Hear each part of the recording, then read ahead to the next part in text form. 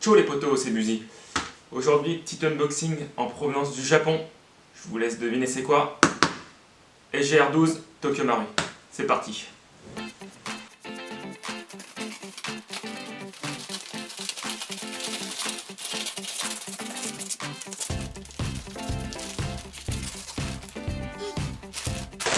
Comme toujours chez Impulse, les colis sont très bien emballés. Papier bulle, carton.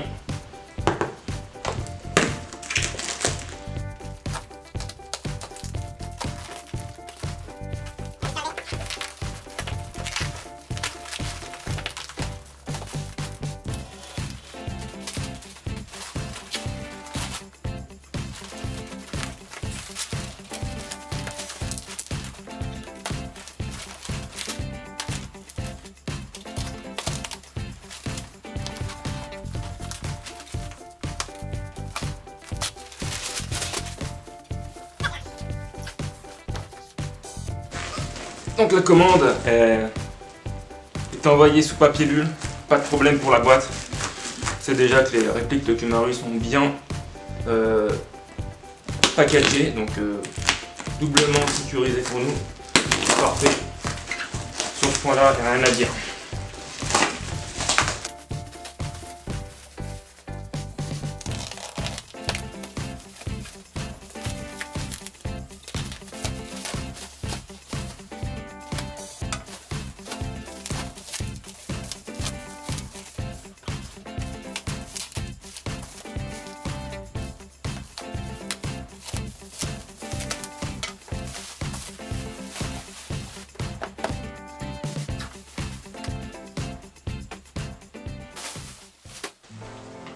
En effet, le SGR12 ne vient pas sans son petit copain le drum, déjà sorti à l'occasion pour le A12. On y reviendra après.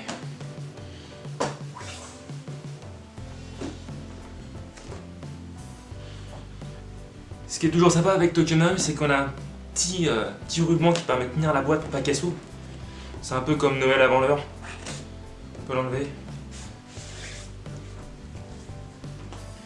On ouvre la boîte.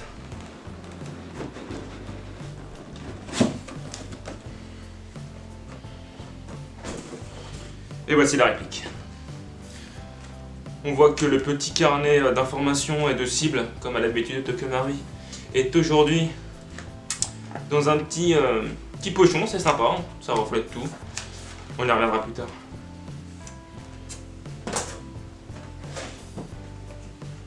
Dans le couvercle de la boîte, toujours les fameuses petites cales blanches qui permettent de maintenir la réplique lors du transport. On y retrouve la chargette, une chargette et une tige de débourrage. Bon, apparemment la tige de débourrage, il manque le petit bout, mais il y a toujours le petit bout pour nettoyer. À voir si tous les modèles sont comme ça ou si c'est juste le mien. On passe à la suite. Et donc voici la réplique.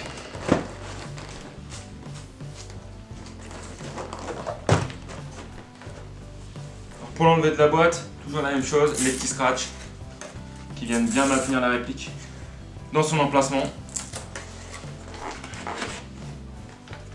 C'est lourd, c'est beau. Pouf, ça, c'est bon ça. On y retrouve le chargeur. Capacité 96 coups, soit 32 tirs. Parce que la réplique tire 3 billes par 3 billes à chaque coup. Dans la petite boîte, on y retrouve habituellement voilà, le capuchon de sécurité, les petites clés qui vont servir sûrement pour les rail lock et pour les organes de visée, et le fameux petit sachet de billes Tokyo Marui. Ça risque de vite partir avec un pont de 3 coups automatique, mais bon, le geste est là.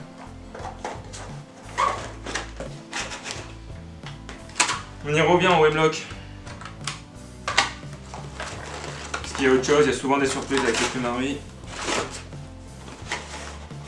Il n'y a rien, on passe à la réplique. Donc le SGR12 de chez Tokyo Marui, c'est la suite même du A12. Alors je suppose que pour leur coût de développement, ils ont fait une autre réplique. Pour ceux qui sont pas trop fans de l'esthétique du AA12. Je vais pas dire de bêtises, mais je pense que c'est la même gearbox. Ils ont juste refait un petit peu un externe un peu plus modernisé. On y retrouve des M-Lock sur les côtés, en dessous et au-dessus. Même si on a déjà des rails Picatinny au-dessus qui permettront d'installer une poignée ou un viseur. Il y a de base un rear sight, un front sight qui sont réglables en haut et en dérive grâce au petit outil.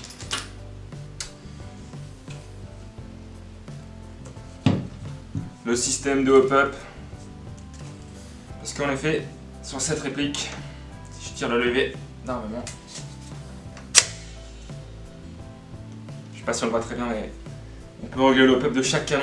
Si on veut qu'une bille aille à droite, à gauche, en haut, on fait ce qu'on veut, le groupement, la dispersion, c'est vraiment exceptionnel. Donc la réplique dispose d'un sélecteur de tir uniquement à gauche. C'est pas trop une réplique ambidextre, vraiment pour les droitiers. On a la position sécurité à l'avant. Franchement, mécaniquement, on peut pas aller plus loin. En semi et en full.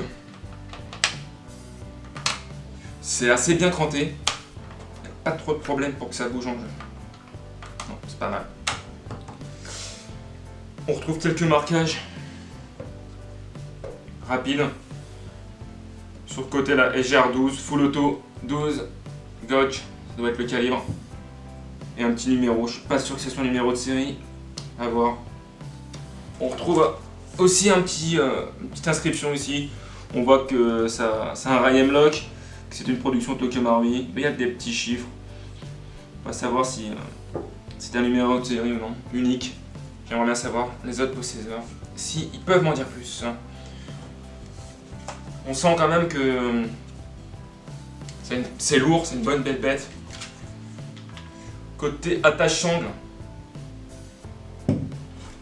on a sur le côté droit et sur le côté gauche, au niveau de la crosse, des attaches pour y mettre un point, éventuellement une 2 points, vu que devant on a aussi un attache sangle qui est sûrement, après l'étude, interchangeable du côté gauche ou du côté droit, vu qu'on voit ici le petit interstice.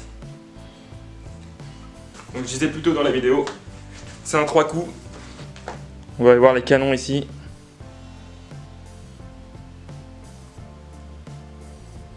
Voilà.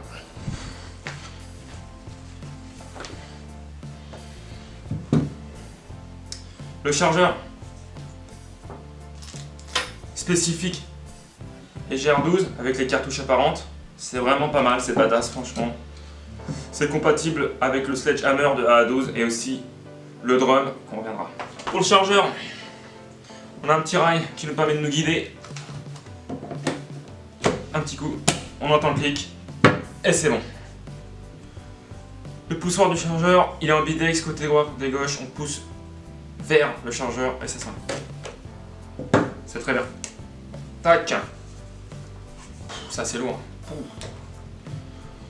On était là, les M-Lock, c'est ce qui permet de mettre des rails. On a 3 petits rails qui permettent de se mettre sur le gardement M-Lock. On va regarder rapidement ce que ça donne. Donc là, il y a les petites inscriptions sur la boîte. On a une taille S, M et L. Donc S, M, L. Et c'est tout. Ils sont clipsés facilement levables. Admettons, on va mettre ce petit. On va prendre une clé à laine qui est fournie avec. C'est la plus grande. C'est la plus grande. Il y a 3 clés à laine, c'est la plus grande. On va venir dévisser. Si on veut le mettre un quart de tour, on met le rail à son emplacement désiré. On vient mettre un quart de tour.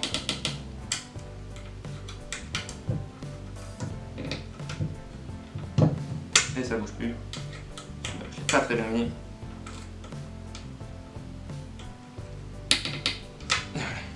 Ça bouge plus. Pareil, si on veut le remettre, on dévisse.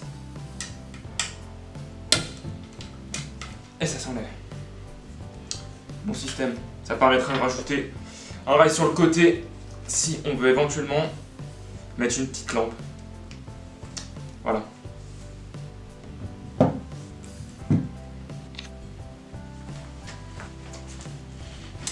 Pour la batterie, il suffit d'aller en bas, ici, un petit bouton.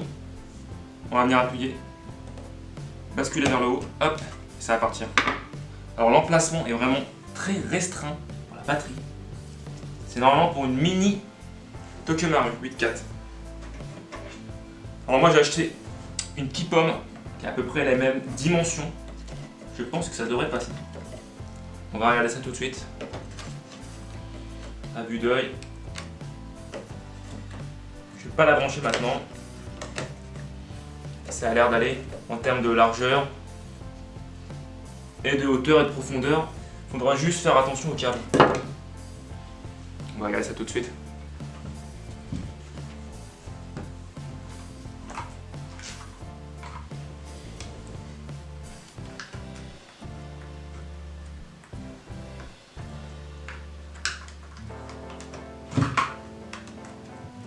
Voilà. Les câbles se mettent derrière. Une fois qu'on aura branché la réplique, et ben, une fois qu'on veut changer notre batterie, on verse, on remonte, on enlève et on change.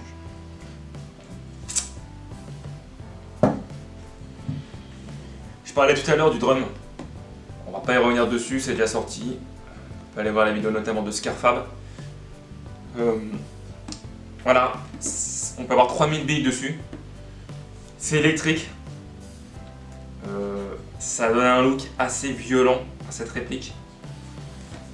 En termes de hauteur, c'est un peu plus bas petit que le chargeur de base.